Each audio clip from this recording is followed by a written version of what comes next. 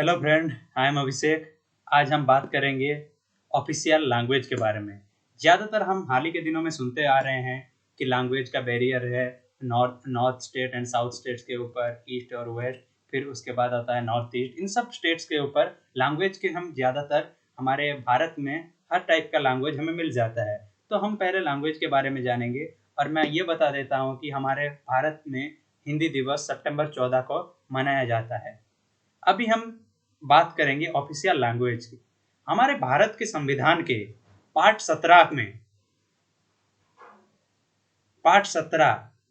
Of the constitution of India, part 17 of the constitution of India, वहाँ जो article है part 17 में, article का ये है, आर्टिकल 343 से लेकर 351 तक ऑफिशियल लैंग्वेज के बारे में बताया गया है कॉन्स्टिट्यूशन ऑफ इंडिया में। तो ये जो ऑफिशियल लैंग्वेज है आर्टिकल 343 से 351 तक, इसको भी क्या किया गया, इसको भी 4 स्टेज में बांटा गया है। पहला स्टेज है लैंग्वेज ऑफ द यूनियन, जो कि आर्टिकल 343 एंड 344 के बीच है। दूसरा है रीजनल लैंग्वेज, जो कि आर्टिकल 345 से लेकर 347 तक है। तीसरा है ये जो हमारा लैंग्वेज ऑफ द जुडिशियरी, 348 से लेकर 349 तक। फिर उसके बाद आता है हमारा 350 से लेकर 351, जो कि स्पेशल डायरेक्टिव्स है। तो ये आता है हमारे भारत में 4 टाइप का लैंग्वेज का कैटेगरी। फिर जब हम बात करते हैं लैंग्वेज का कैटेगरी के बारे में, भारत में जो लैंग्वेज हिंदी है, हिंदी का जो ये है, तो वो हमारा देवनागरी स्क्रिप्ट से लिया गया है। देवनागरी स्क्रिप्ट से लैंग्वेज ऑफ द यूनियन चलता है, जो कि यूनियन में काम चलता है। तो इसके लिए क्या किया गया कि जब भारत स्वाधीन हुआ था 1950 से 1965 तक, इंग्लिश एक लैंग्वेज के हिसाब से हम 15 साल तक पूरा पार्लियामेंट, ऑफिशियल हर जगह पे मानते रहे। बाद में भी चला, लेकिन 15 साल तक ये पार्लियामेंट का भी लैंग्वेज बन के रहा। फिर क्या हुआ कि 1955 के वक्त पे प्रेसिडेंट अपॉइंट करते हैं कि एक भाषा के लिए, लैंग्वेज के लिए हम एक कमीशन अपॉइंट करते हैं, जो कि होता है official language commission. Official language commission जो होता है, जिनके की चेयरमैन करते हैं हमारे बीजी खेर साहब के नेतृत्व में ऑफिशियल लैंग्वेज कमीशन बनता है। ये कमीशन जो 1956 है, ये अपना रिपोर्ट सबमिट करता है। रिपोर्ट जब सबमिट होता है, तो रिपोर्ट सबमिट से पहले उस रिपोर्ट का एग्जामाइंड होता है। जो एग्जामाइंड करते थे उस वक्त में, जो एग्जामाइंड कमेटी के हेड थे, वो थे, जिनके चेयरमैन थे जीबी पंत। आप सुनते होंगे गोविंद बल्लभ पंत। जीबी पंत उस कमेटी के चेयरमैन थे।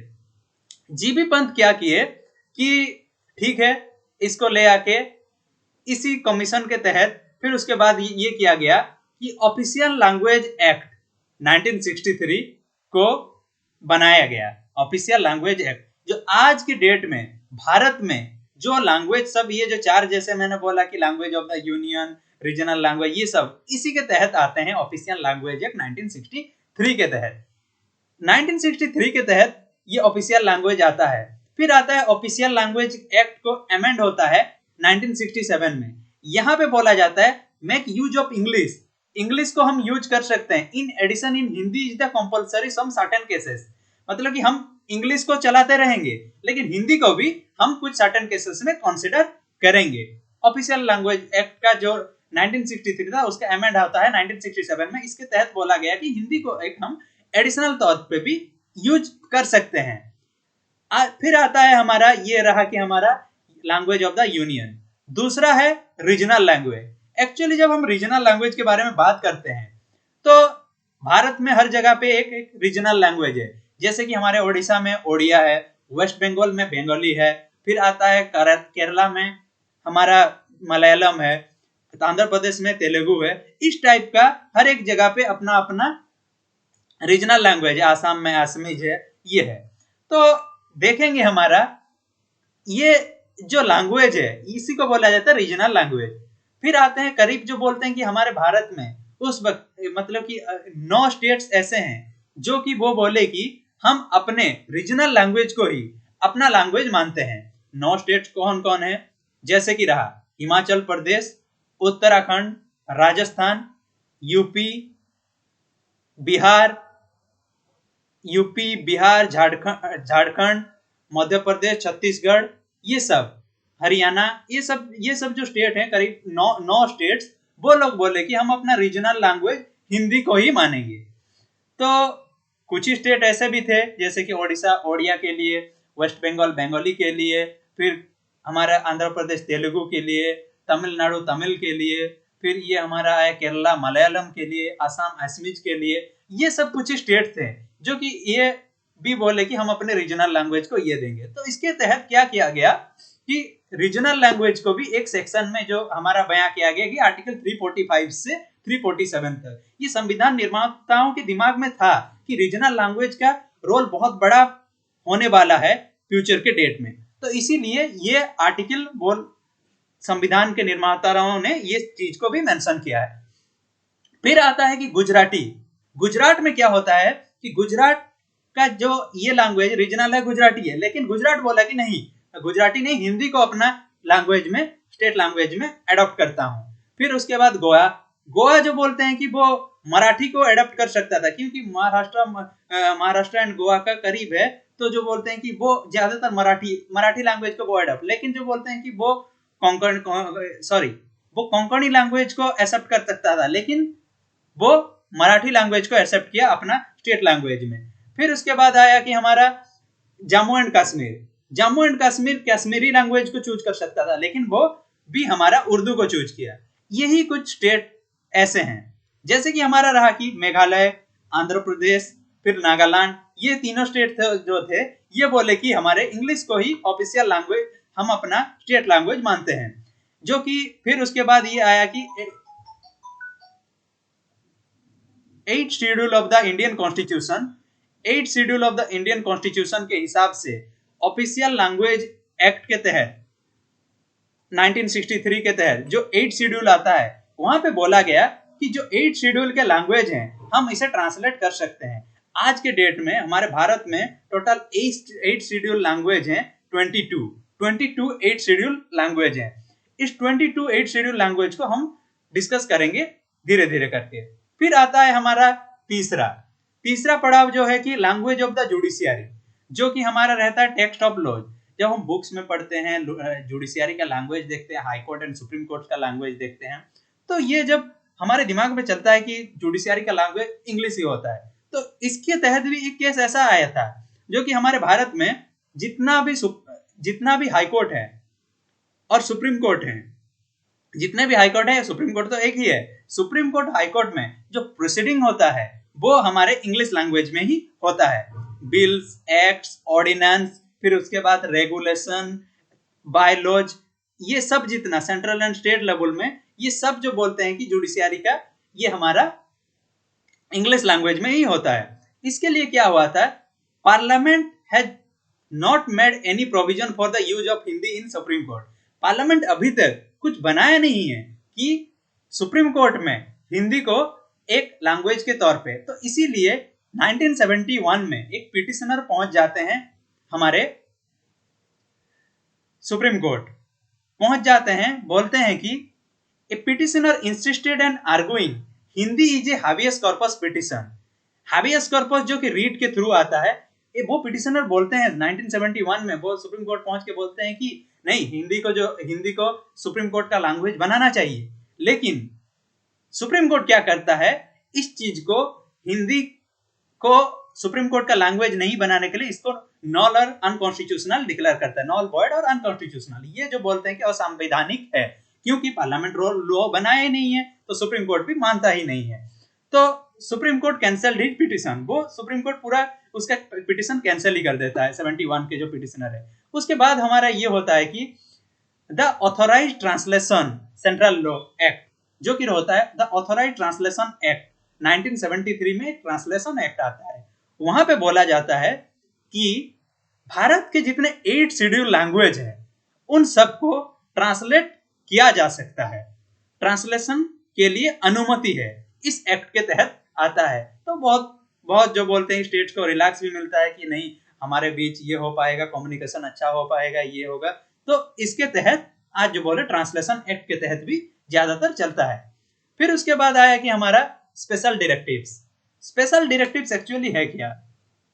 इससे पहले मैं बोलूंगा कि हमारे भारत में एजुकेशनल इंस्टीट्यूशन, फिर उसके बाद हमारे जितने भी स्टडी हैं, और आजकल के डेट में education, job and official sector में हम किसी को लैंग्वेज के आधार पे हम उसे नीचा नहीं दिखा सकते, क्योंकि ये उसका एक फंडामेंटल राइट्स का भी एक हनन माना जाता है। तो इसी के तहत ये सब पूरा जो बोलते हैं चल रहा था। तो उसके लिए हमारा जो स्पेशल डायरेक्टिव्स है, जो कि मैंने बोला कि आर्टिकल 350 से 351 तक आता है। स्पेशल डायरेक्टिव एक्चुअली है क्या? स्पेशल डायरेक्टिव्स में ये बोला जाता है कि जो लिंग्विस्टिक माइनॉरिटी हैं, कुछ जगह पे भारत में जो बोलते हैं करीबन बहुत सारे लैंग्वेजेस हैं, तो लैंग्वेज में 8 शेड्यूल में सिर्फ ओनली 22 ही आता है। तो बाकी सब को तो हम लैंग्वेज के आधार पे तो माइनॉरिटी के लेवल में जाके उसके लैंग्वेज नहीं आता बोल के तो हम उसे इग्नोर तो नहीं कर सकते, या ऑफिशियली जो बोलते हैं कि हम उसे डिस्क्रिमिनेट कर सकते हैं, नहीं। इसके तहत उनके लिए प्रोटेक्शन के लिए प्रोटेक्शन ऑफ लिंग्विस्टिक माइनॉरिटी ये स्पेशल डायरेक्टिव में मेंशन किया गया कि जिनका जो कॉमन भी लैंग्वेज है, जो उनके अंदर ये उनके लेवल में जो रीजनल लेवल में वो बात कर रहे हैं, उन्हें भी सम्मान दिया जाना चाहिए ऑफिशियल लेवल में, एजुकेशनल इंस्टीट्यूशन में, ये जगह पे तो उसे भी किया जाना चाहिए। लेकिन ट्रांसलेशन सिर्फ 22 लैंग्वेज के ऊपर ही होगा। ज्यादातर स्टेट में, भारत के ज्यादातर स्टेट में mother tongue of the primary stage of the education, जो कि उनके एजुकेशन के प्राइमरी स्टेज में मदर टंग को ज्यादा प्रेफर किया जाता है to children belonging to the linguistic minority. जो लिंग्विस्टिक माइनॉरिटी होते हैं, सपोज मैं ओडिशा से हूँ, ओडिशा का हमारा मदर टंग है कि ओडिया है, तो उसके नीचे के लेवल में भी जो है कि हमारे बहुत सारे लैंग्वेज ऐसे चलता है, तो उसके तहत हम ओडिया को पहला प्रायोरिटी देके उन्हें हम एक स्टेप से दूसरे स्टेप को बढ़ेंगे, फिर उसके बाद और एक स्टेप के ऊपर जाएंगे। तो इसी के तहत प्राइमरी स्टेज में ज्यादातर education, primary education, second primary education होना चाहिए। तो ज्यादातर स्टेट यही चीज मानते हैं। तो इसके तहत क्या हुआ, जो कि हम बात करते हैं कि 8 शेड्यूल। एक्चुअली 8 शेड्यूल है क्या? 8 शेड्यूल के बारे में जब हम बात करते हैं, ये पूरा लैंग्वेज के आधार पे है। 8 शेड्यूल में टोटल 22 लैंग्वेज आता है। 22 लैंग्वेज में से पहला असमीज, दूसरा बंगाली, तीसरा बोडो, चौथा डोगरी, पांचवा गुजराती, छठा हिंदी, 7 कोंकणी, 8 हमारा कश्मीरी, 9 ओडिया, 10 पंजाबी, 11 संस्कृत, 12 संताली, 13 सिंधी, चौथा तमिल, 15 तेलुगु, 16 उर्दू, 17 मैथिली, 18 मलयालम, 19 मणिपुरी, 20 मराठी, 21 नेपाली और 22 कोंकणी। कोंकणी मेनली जो बोलते हैं गुजरात, गोवा के रीजन में कोंकणी बोला जाता है। तो ये रहा, ये टोटल रहा कि हमारा 8 शेड्यूल का टोटल 22 लैंग्वेज। ये 22 लैंग्वेज पहले इतना नहीं था। पहले जो बोलते हैं कि इतने सारे लैंग्वेज नहीं थे। हमारा जो 21st अमेंडमेंट आया 1967 में, 1967 का जब दिमाग में आता है तो हमारे दिमाग में पहले ये चीज आता है कि गोलकनाथ केस। कभी मैं आपको गोलकनाथ केस के बारे में टोटल डिस्कशन करेंगे, वो बेसिक स्ट्रक्चर के ऊपर कॉन्स्टिट्यूशन के बारे में था।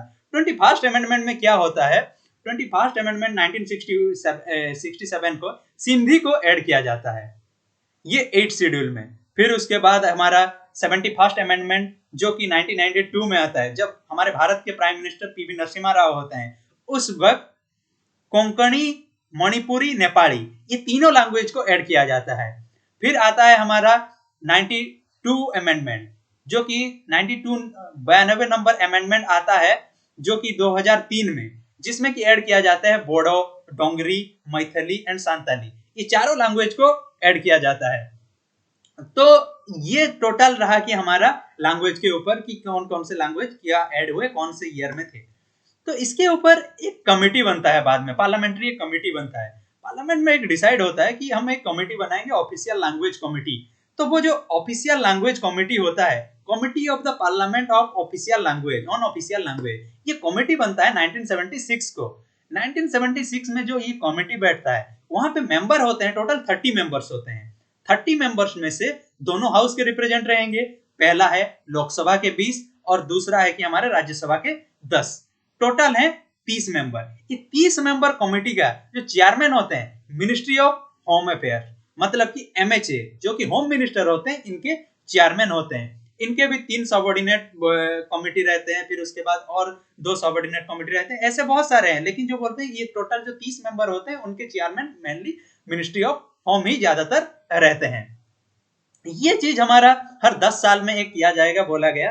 फिर हमारे 75 76 से लेकर फिर 85 में और एक बार हुआ 86 अगस्त में ये रिपोर्ट सबमिट करता है प्रेसिडेंट को। ये जो रिपोर्ट है ऑफिशियल लैंग्वेज के ऊपर सब रिपोर्ट ये सबमिट करेंगे प्रेसिडेंट के ऊपर, जितना भी है पहले भी जो था प्रेसिडेंट के ऊपर, ये भी प्रेसिडेंट के ऊपर ही सबमिट करेंगे। तो प्रेसिडेंट के ऊपर ये सबमिट करते हैं, तो उसके तहत ये सब नियम बनता है।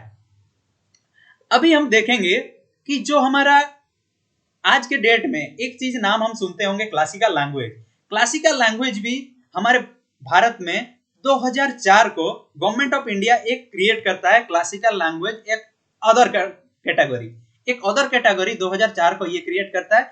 इसको क्लासिकल लैंग्वेज को लेड करता है, लेड डाउन टू द हमारे भारत में 2006 में हमारा let down the criteria of इस क्लासिकल लैंग्वेज 2006 में ये क्राइटेरिया को पूरा ये करता है। 2004 को ये डिसाइड करता है, 2006 को ये लागू करता है। इस क्लासिकल लैंग्वेज के तहत आज के डेट में अगर देखेंगे तो क्लासिकल लैंग्वेज कौन क्लासिकल लैंग्वेज हो सकता है, जैसे कि करीब 1500 से 2000 साल पहले का लैंग्वेज जो है उसे हम क्लासिकल लैंग्वेज की श्रेणी में ला सकते हैं।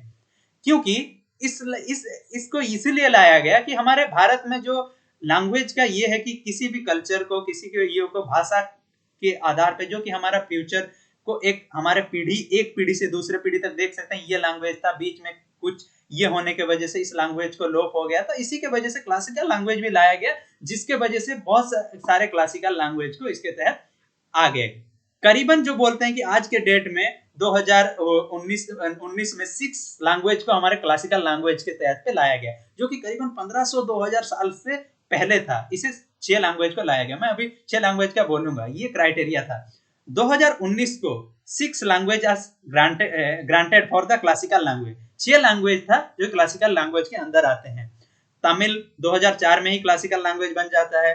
फिर उसके बाद आता है हमारा संस्कृत 2005 में, फिर आता है मलयालम 2013 में, फिर तेलुगु, कन्नड़ और ओडिया। ये 6 लैंग्वेज जो हैं ये तीनों आ जाते हैं कि हमारे क्लासिकल लैंग्वेज में। लास्टली ओडिया को ही बनाया गया क्लासिकल लैंग्वेज, जो कि 20 फरवरी 2014 को हुआ था। 6 क्राइटेरिया को क्लासिकल लैंग्वेज के तौर पे लिया गया। जब ये ओरिया से ओडिया हुआ, ये अमेंडमेंट था हमारा 96 अमेंडमेंट एक्ट 2011 के तहत पे ओरिया नाम से ओडिया किया गया। तो ये था टोटल हमारा क्लासिकल लैंग्वेज और हमारे लैंग्वेज का 4 स्टेज के बारे में। Thank you.